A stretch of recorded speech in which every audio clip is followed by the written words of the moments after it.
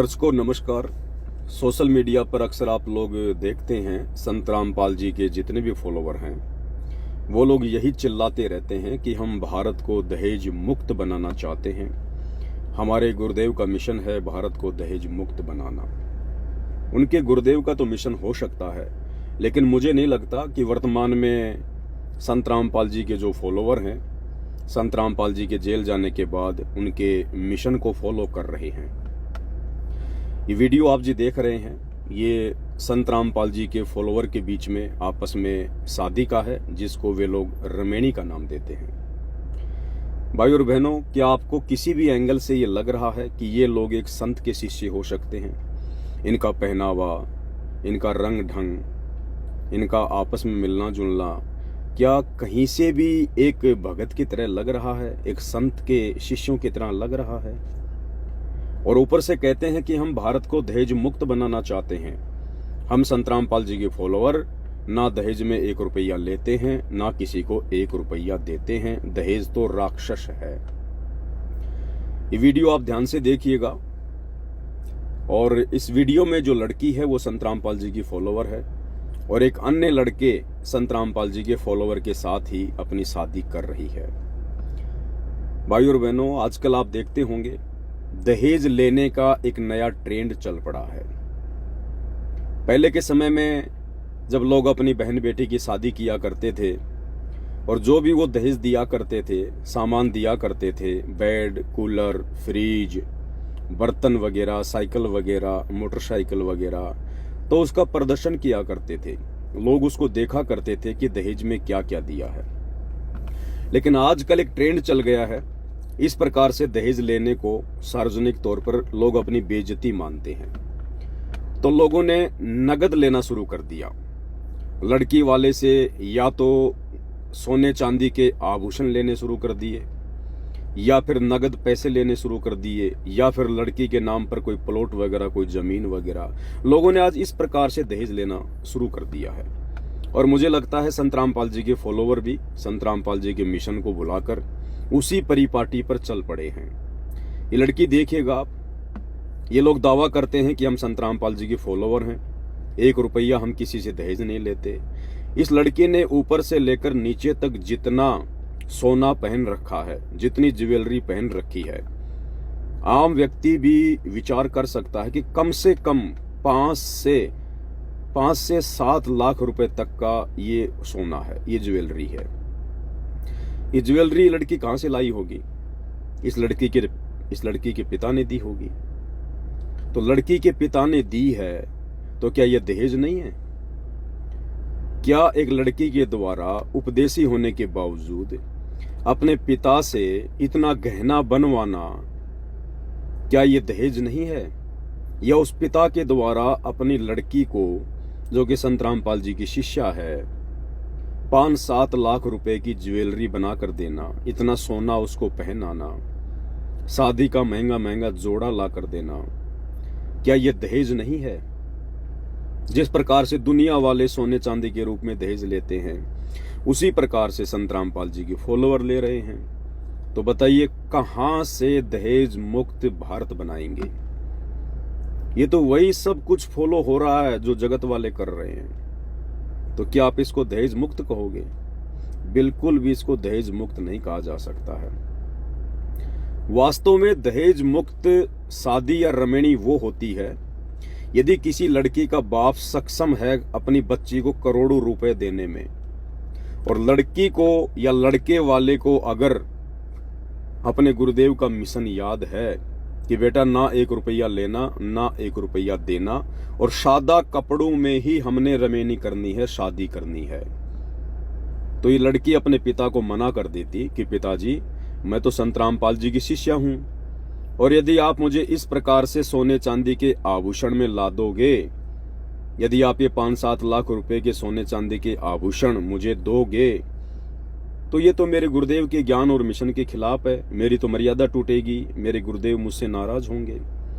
और उधर जो लड़का है, जो संत रामपाल जी का फॉलोवर है, उसको भी मना करना चाहिए कि मैं उसी समय रमेनी करूंगा, शादी करूंगा, जब ये लड़की बिल्कुल सीधे साधे तरीके से ना कोई गहना, ना कोई मेकअप, ना कोई तड़कीले भड़कीले कपड़े, शादी वाले जोड़े, कुछ नहीं होना चाहिए।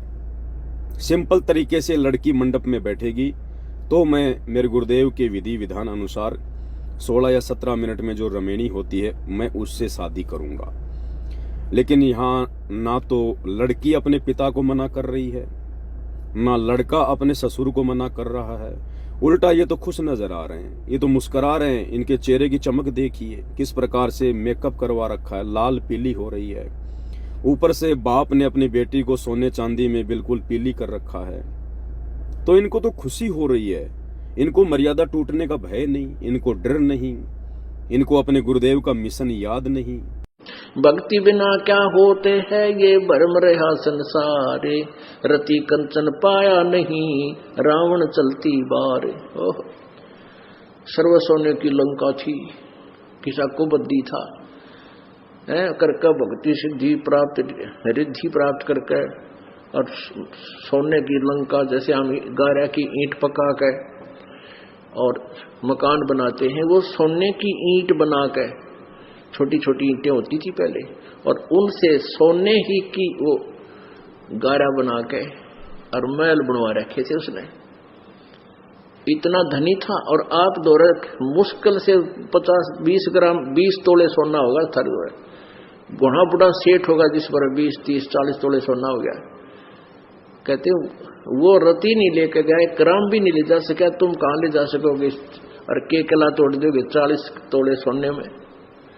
ये तो खाम खागा सर दर्द है। सोना तो घर में बना रखना चाहिए आपने, और ना इसको पहनना चाहिए। क्या फायदा कान में डाल लिया, कान नाक में डाल लिया, 36 पंगे कड़े बना लिए। ये तो खाम खागा सर दर्द है। सोना तो घर में बना रखना चाहिए आपने, और ना इसको पहनना चाहिए। क्या फायदा कान में डाल लिया, कान नाक में डाल लिया, 36 पंगे कड़े बना लिए। परमात्मा ने इतना सुंदर शरीर दे रखा है, इस पर आडंबर करने की कतई जरूरत नहीं, इसे भगवान रुष्ट होता है। और सबसे बड़ी बात वर्तमान में संत रामपाल जी के जेल जाने के बाद जो उनकी संगत को एक सूत्र में बांध के रखे हुए हैं संत रामपाल जी के परिवार वाले, उनके बेटा बेटी भाई बंधु, जितने भी लोग जो आश्रम को मैनेज करते हैं, इन लोगों को भी तो तमीज नहीं है। अरे कम से कम इन लोगों को तो, जिन लोगों की रमेणी है, उनको समझाना चाहिए कि भाई यदि आप इस प्रकार से आडंबर या पाखंड करके, सोने चांदी से लद के और मेकअप वगैरह करके अगर आप इस प्रकार से रमेणी करना चाहोगे तो हम बिल्कुल भी अलाउ नहीं करेंगे। ये हमारे गुरुदेव के मिशन के खिलाफ है, इससे मर्यादा टूटती हैं, हमारे गुरुदेव नाराज होते हैं और ये आश्रम की मर्यादाओं के खिलाफ है। लेकिन संत रामपाल जी के परिवार की तरफ से भी कोई मनाही नहीं है। ये लोग भी सहर्ष इनकी रमेणियां करवाते हैं, क्योंकि हमें पता चला है कि जब इस प्रकार से रमेणियां होती हैं इन आश्रमों में तो संत रामपाल जी के परिवार वाले 50,000 रुपए लेते हैं। यानी संत रामपाल जी के मिशन में, उनके मार्ग में एक पाठ करवाना होता है जो कि 25,000 रुपए का है।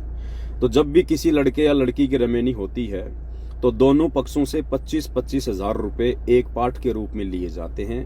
उसके बाद उनकी रमेणी होती है, या उन लोगों को संकल्प करना पड़ता है कि हम लोग पाठ का संकल्प करते हैं और धीरे धीरे हम आपको इन आश्रमों में पैसा दे देंगे। तो भाई मुझे नहीं लगता कि किसी भी प्रकार से ये जो शादी विवाह हो रहे हैं वर्तमान में, ये संत रामपाल जी के मिशन के अकॉर्डिंग हो रहे होंगे। पहली बात तो संत रामपाल जी का परिवार, आश्रम मैनेजमेंट ही दोनों पक्षों से 25,000 रुपए लेकर दहेज ले रहा है। उसके बाद लड़की अपने बाप से दहेज ले रही है, सोने चांदी के रूप में ले रही है। बाप अपनी बेटी को दहेज दे रहा है सोने चांदी के रूप में, 5-7 लाख रुपए का गहना पहना कर। लड़का जिसकी रमेणी है वो भी मना नहीं कर रहा, इसका मतलब वो भी दोषी हो रहा है। वो भी दहेज मुक्त भारत के खिलाफ है, दहेज मुक्त शादियों के खिलाफ है।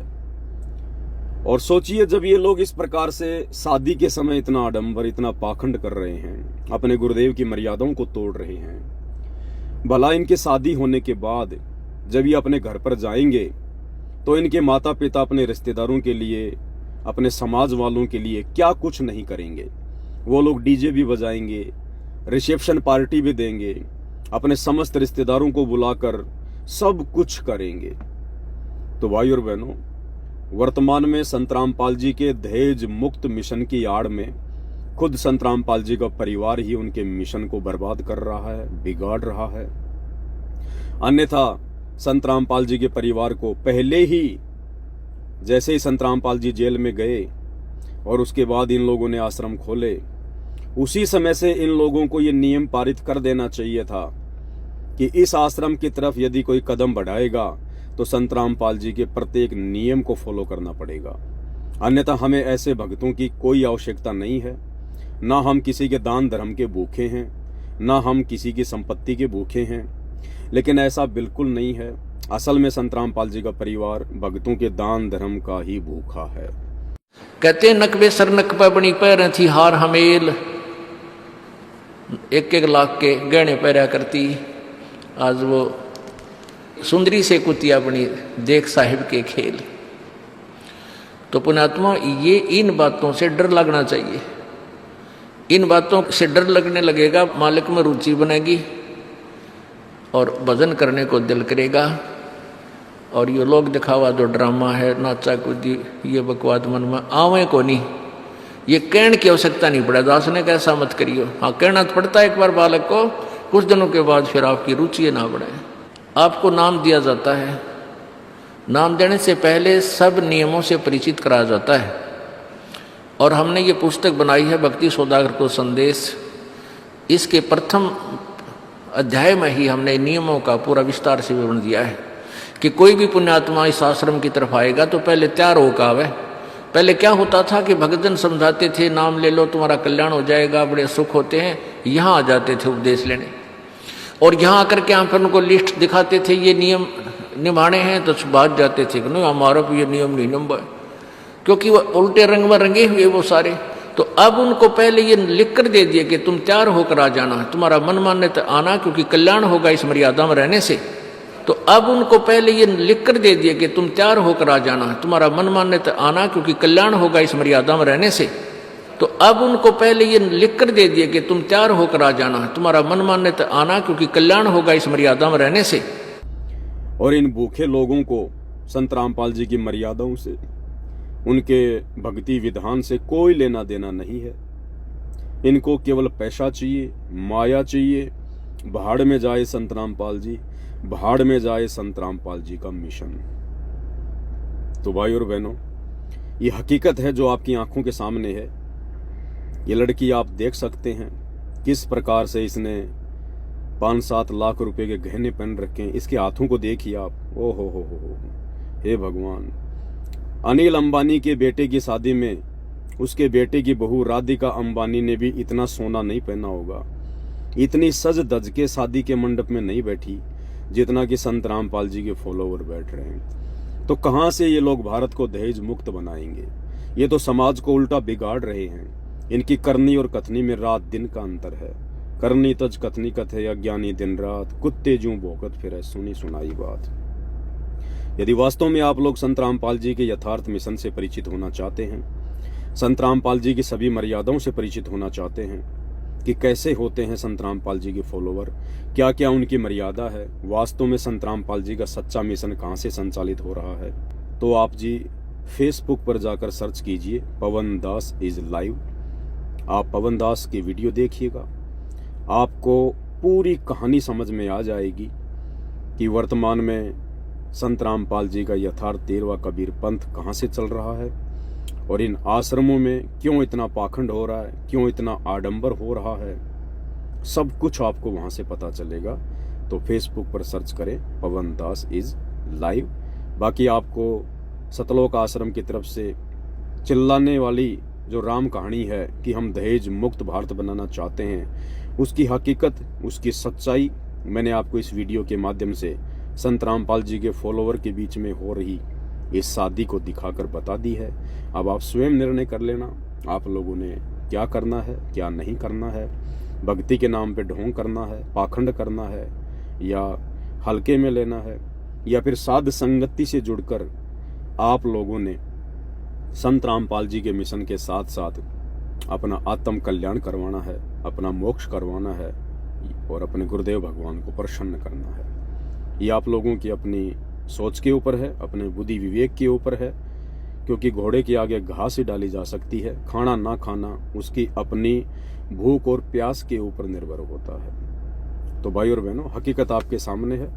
आगे भी समय समय पर आपको इस प्रकार की हकीकत से परिचित करवाते रहेंगे।